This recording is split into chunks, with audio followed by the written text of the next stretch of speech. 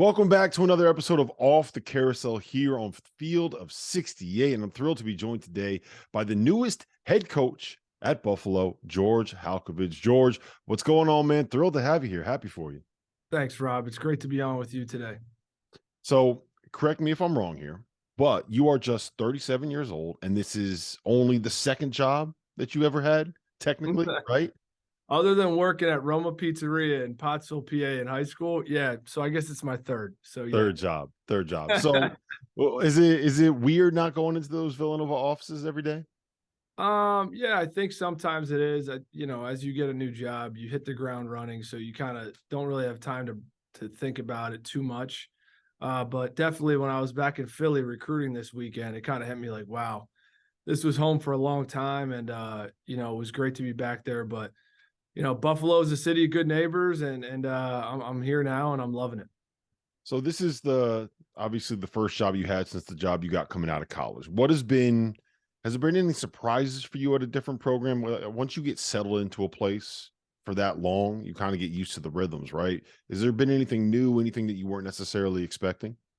I think the thing that we did at Villanova, we were fortunate enough to build it to where it was by the time I left. And having Coach Wright put the time in he did for so many years, and get that program to a national prominence like we had it. And then you transition to a place now that had great success with Coach Oates, especially, and Coach Hurley, and there's great tradition here. But I guess the transition of that for me has been, okay, you're out of Villanova now, and now you're going to Buffalo, where you're trying to build it back to hopefully what we got Villanova to be, right? So I think just that transition of mindset of building versus sustaining and maintaining has been a challenge and transition for me for sure. So the program that you're at, Buffalo, it's one of the better programs in the MAC, but it's a program that's kind of taken a leap over the course of probably the last like 10 to 15 years. It's really taken off, right? You've been to 4 NCAA tournaments in the 64 team era, all of them since 2015. I did my research for this one, George. You guys have won six division titles and 5 conference titles. All of that has happened since 2009. So what's the first step to kind of keep this thing growing, right? How do you manage taking over a new job, right? And get it to the point where you're continuing to win in a league as difficult as the MAC. What's the first step for you there? First step was hiring a great staff. Obviously, I came in and was able to meet with the team. The day I got the job, I flew up and was able to meet Friday morning with the guys, that some of them making a tough decision on whether they'd stay or not, and then the second would be then to try to retain some of those guys, right? But I know it's just not all me here, right? And these guys are going to also want to see, well, what's the staff look like, and who are the other guys and coaches we're going to be around every day as well. So the first thing I did was just lay those expectations out, like we're going to hire a great dynamic staff, and I felt I was lucky enough to do it, right? With Hamlet Tibbs, our associate head coach, coming in from Notre Dame, Jake Pursuti, Syracuse guy from up here, played at Syracuse, but then worked at Marquette with Coach Woj, and was at Pitt with Coach Capel most recently. So, and I could go down. Calvin Cage, a former player, bringing a guy back like that who was a great player here at UB, and also down the road at Canisius. And then Tim Saunders came with me from Villanova, right? So a guy I was with for 6 years at Villanova who understands me, but probably better than I know myself at times, right? And can help that transition of kind of what we did there, and implement some things we did there here, right, at Buffalo. And then Jack Fitzpatrick was a guy I retained from the previous staff, who's a Buffalo guy, coach's son, and another just great basketball coach. So I think my goal was to create an environment quickly of great basketball coaches. Everybody on our staff is a basketball coach, and they could all coach basketball, but they're also great guys off the court, and really know how to have great relationships with players. I don't think it's unfair to say that Villanova had the best culture in America, right? Like, I don't think there's a program where this idea of development and sacrifice and playing for your teammates, all those buzzwords that coaches love, right? I think Villanova epitomized that better than maybe any program in college basketball right now. So how do you bring that with you?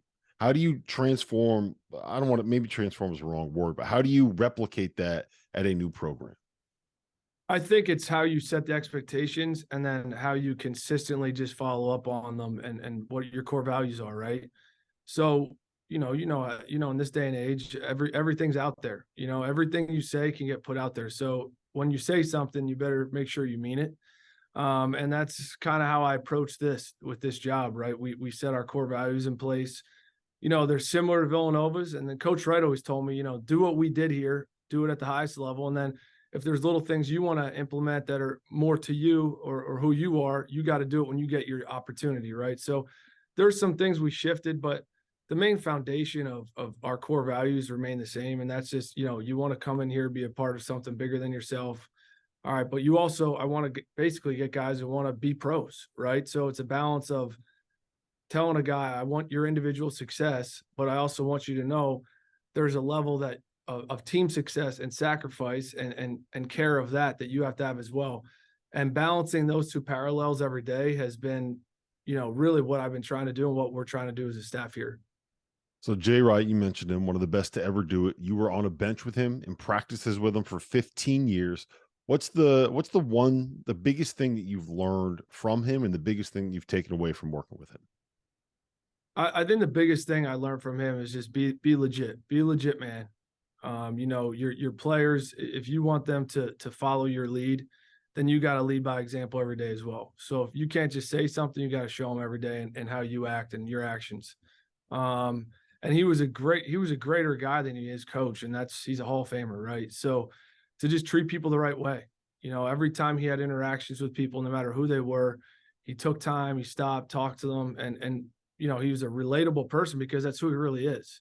And he never forgot where he came from. I think that was something that as a leader, no matter how much success he has, he never forgot where he came from. And I thought that was really powerful for a young guy, kind of learning and understanding him and what it takes to be consistent every day. Right. So I think that's what I learned most. I think what I think we could bring here that he also taught us was just really like the foundation of getting guys as a coach to play hard every single day and make sure you're just focused on that. It's not as much about X's and O's as it is, are you consistent in implementing your core values every day? And then when you go out to practice, are you going to be consistent in your messaging that this is what we do every day, and not talk about winning. We didn't talk much about winning at Villanova. We talked about being the best we could be by the end of the year. And I think that's something I'm doing right now here at Buffalo is just saying, hey, if we want, obviously we all want to win and win big. But the best way to do that is just focus on being here now, being in the moment and really focusing on knowing that we're just going to live with whatever the results are at the end of the year because we did it every day. Yeah, I've always thought that Jay, what he was so good at is one, being clear about the way he wanted to play, right? And two, being able to teach that and get his guys to buy in, right? You think that's fair to say? Absolutely. Absolutely. And he had a great way of just expressing why you were going to do things. I think the biggest thing is, yeah, you could just say things, but you got really intelligent kids and these kids have been coached and there's so much pressure and exposure for these guys, right? That you also got to explain to them why you're doing it, why it makes sense and why it's going to work for them individually and then as a team as well, right? And he never relented on that. He was always making sure I reach the individual, but we also collectively know we're in this together, right? And that's really the biggest takeaway from him was the balance of that. He was incredible at it, and obviously it shows in the guys we were able to produce there. So if I would have told you when you were playing at Babson Division III program right outside Boston, that before you turned 40, you would not only be a Division I head coach, but you'd have a program at one of top 15, top 12 leagues in America, one of the best conferences in college basketball. If I would have told you that when you were back 21, 22 years old, George Halcovage back in the day, would you believe me? You can say yes. I think I would have believed you, but I also would have been, I was confident, but I didn't know what the heck I was talking about then either. So I think you got to have that confidence, right? Like I think with a player, for instance, I don't think if you ever talk to Jalen Brunson, he always thought he was going to be a pro. Always. Some people might have not thought he was going to be a pro or this level of pro, but he always had that self-belief that every day I'm going to get the most out of myself, and that's going to give me my best chance. So I think that self-belief has to be there. So yeah, I had that self-belief, but it was all right. Now I got to go put in the work every day. And I didn't realize what that work was going to be initially, for sure. Do you remember that we played against each other in 2006? I Oh my looked it up. God. I couldn't find a box score, right? It was the Babson Invitational. It was the consolation game. It was my senior year, your junior year. I couldn't find a box score. All I could find was my player logs. I had 3 points in 11 minutes. So I think, according to my sources, you were a pretty good defender back in the day. Does that sound about right? Yeah, I had to be because I'll be honest, my college career took a couple turns. I learned how to mature my first couple years, and if you talk to Coach Brennan at Babson, the first 2 years were a maturation process through injuries and figuring life out. And then he said I just went into this. We had a guy, Mike Smiley, assistant coach there, who really helped me change my life going into my junior year. And I went from like my body fat being all out of sorts because I didn't know how to live right to all of a sudden like 4.5% body fat. So yeah, I had to defend because it was the only way I'd ever see the court by that time in my career. I screwed up my opportunity to earn it the other way, right? No, but yeah, you probably did you beat us that game? I don't remember. We did not. The final score was 84-72. You lit us up. Yeah, I think we had a great player on that team, Brandon Eigenberg, and that was like his coming out party. He was a great player for us, a senior that year. And Was he a blonde dude? blonde dude lefty, remember him? Yeah, he drove baseline on us and threw down a reverse dunk driving on the baseline. I Oh no, very much remember that dunk. that was Zach Etten. That was another blondie. That was Zach Etten, who was a heck of a player. Yeah. Great athlete. Yeah, you had a lot of guys that were dunking on us. That's probably why you guys beat us. Well, I think we're both doing all right right now. So Yeah. Yeah, we're doing all right, man. You mentioned Jalen Brunson. I want to talk to you about the point guards that have come through Villanova. Jalen, Colin Gillespie, Ryan Archidiakono, 3 dudes with rings. What one, how much of a luxury is it to coach a team that has guys that are that good at that position? And two, how do you build a program when you're not guaranteed to have NBA caliber point guards every single season? yeah, it's a great question. I think when we initially got, especially Ryan, we didn't know he was going to be an NBA player or be able to maximize his potential to be one, right? And he came in, the year before he got there, we were 13-19, right? And it's well documented at Villanova. And he came in and just infused a level of commitment to be the best Villanova basketball player he could be every day, whatever it took. It didn't matter. Diving on the floor, playing physical, making all the right plays. He was a consummate coach's player. Like everything a coach wanted, he did at the highest level. I don't even think he'd ever had one argument back and forth with Coach Wright in his whole career. It was crazy. Sometimes players get a little chippy with the coaches and you got to deal with it. He was the easiest guy in the world, I think, to coach, bar none. And fully committed and all in, right? All into what we were doing there. And he set that tone for sure when he got here. And then obviously kept doing it and was consistent every day of his career. And when Jalen came in, I think the luxury was not only for us to have those guys, but have those guys pass down who they were to the guy coming in behind them.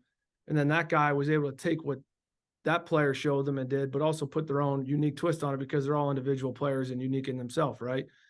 So I think that made Ryan's ability to lead and come in and do it and show everybody how to do it. When Jalen got here, he was like, well, I got to do it because Arch is doing it at the highest level every day as a freshman. And then that happened the same way for Jalen with Colin. And it was, that the irony of it all was they won national championships in both those spots where kind of like you had the old head passing the torch on to the young guy, and it was really cool to be a part of that and see them all develop and then now see where they're at all today, right? They're all just even better men. I'm going to Arch's wedding in August. He's getting married. It's going to be awesome and a great event. And then, Jalen's success, I'm not surprised by it. I'm really not, because I just knew like if he gets opportunities, he's going to outwork everybody, right? But he also respects that he came through it with Ryan. And because Ryan did what he did for him, it also made Jalen better and Jalen who he is today. And I know Colin feels the same way about Jalen. And now Colin, an NBA champion, right? With adversity, not getting able to play this year, but being a huge part of that from a mental side.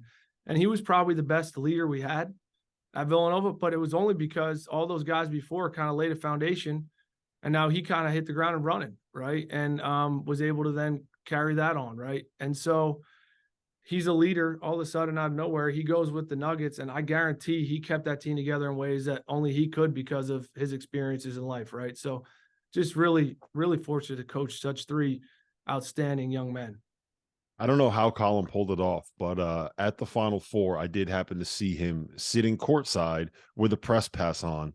I don't know if Denver was in town that day in Houston or something, but he was at this last year's Final Four, just walking around, press pass, other side of things. It was pretty funny to watch. I called him out on it.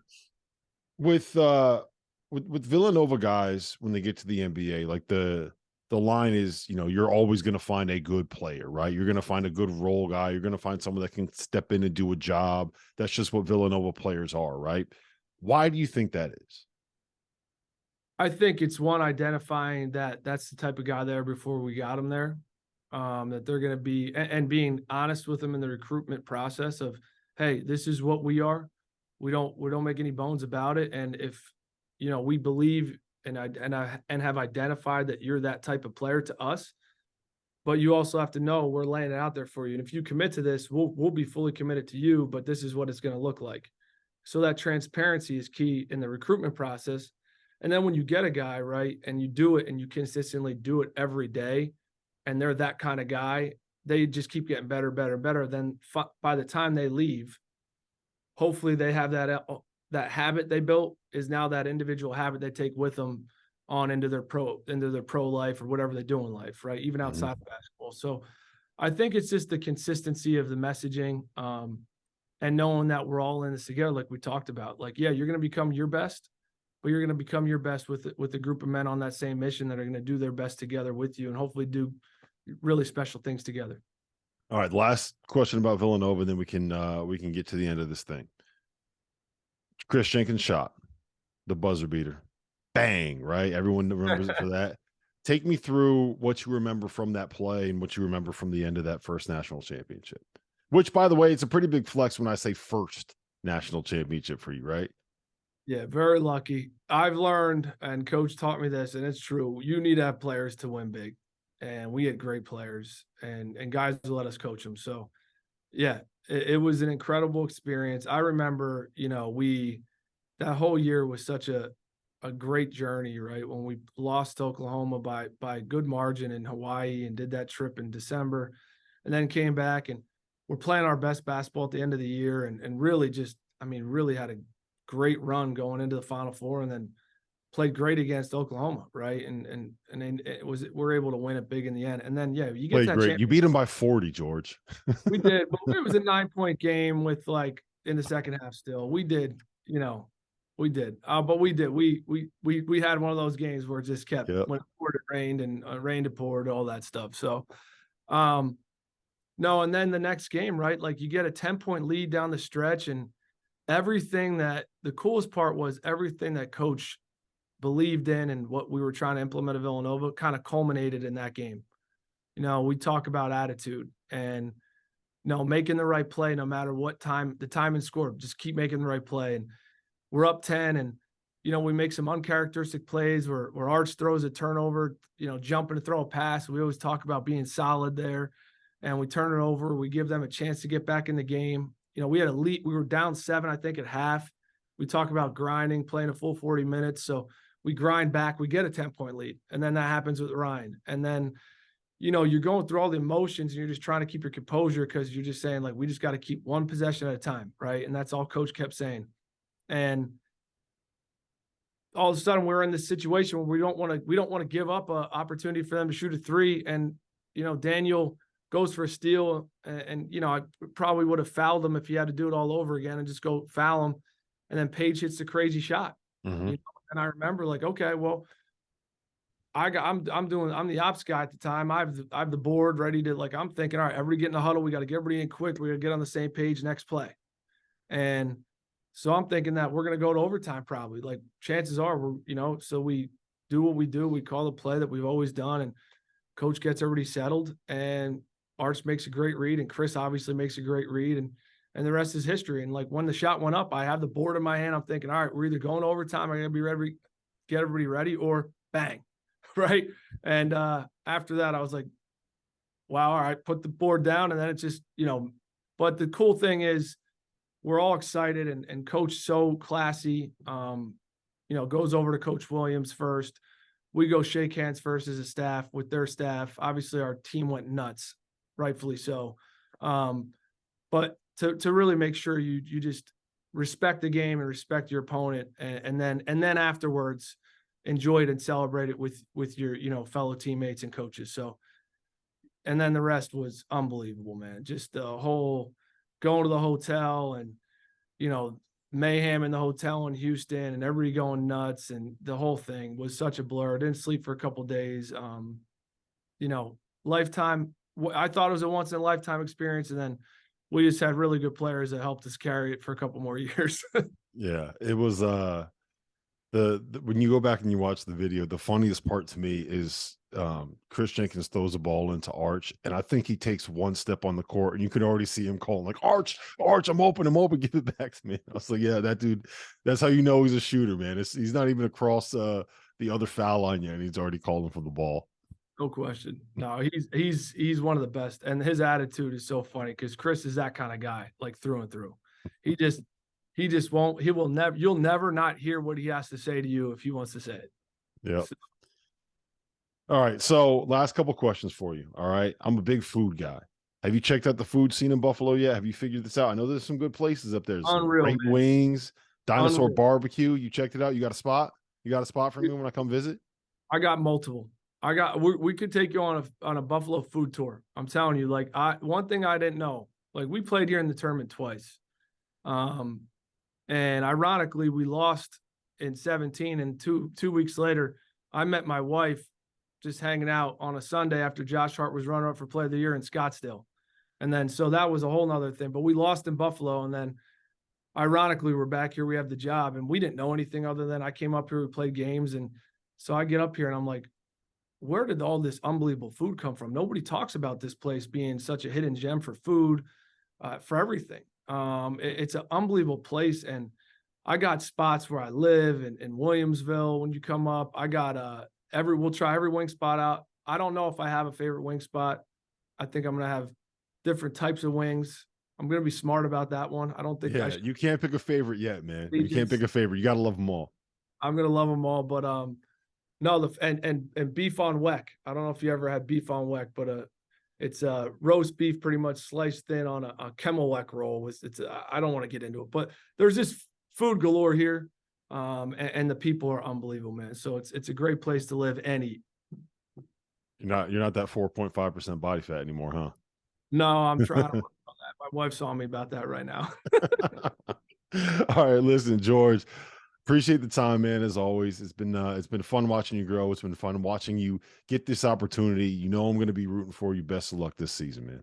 Thanks, Rob. You're the best, man. Have a great day. Our partner for today's episode is Athletic Greens. I started taking AG1 during the college basketball season, and I loved the impact that it had on my energy levels. I'm a big coffee in the morning guy, but by the time that the afternoon would hit, I needed another boost. AG1 helped me tremendously, especially on those days when I didn't want to get up off the couch and go hit the gym. Their tagline is AG1 is comprehensive health and the power of habit in one. And man, that could not be more true. It's nearly impossible to eat and drink in a healthy manner in the month of February and the month of March when you are in my business. And AG1 was exactly the supplement that I needed to improve my gut health and cover my nutritional basis for the day. I've continued that into April. I've continued that into May, and I'm going to continue that the rest of the summer. All I have to do is mix a scoop of AG1 with some water, or maybe add it into a smoothie, and I'm ready to go. Do it after lunch, and you'll be ready to go for the rest of the day. If a comprehensive solution is what you need from your supplement routine, then Athletic Greens is giving you a free 1-year supply of vitamin D and 5 free travel packs with your first purchase. Go to athleticgreens.com/field68. That's field 68 FIELD, the number 6, the number 8, and you can get yours now. So check it out and help support this show. Thanks.